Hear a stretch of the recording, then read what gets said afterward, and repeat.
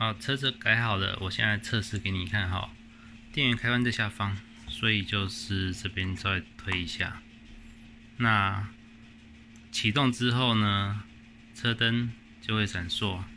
那遥控器打开，好，这时候两边都开始闪烁。好，遥控器上面的灯号也是闪烁的。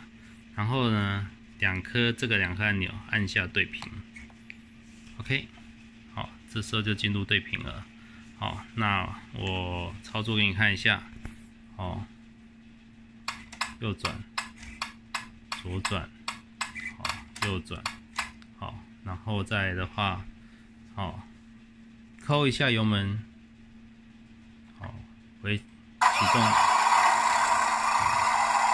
然后再来的话，再加速。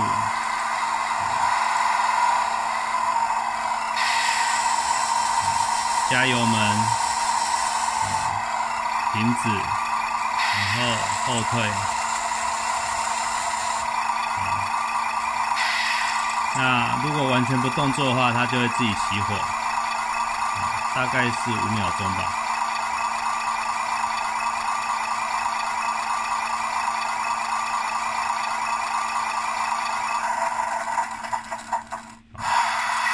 熄火的声音，哦，一样。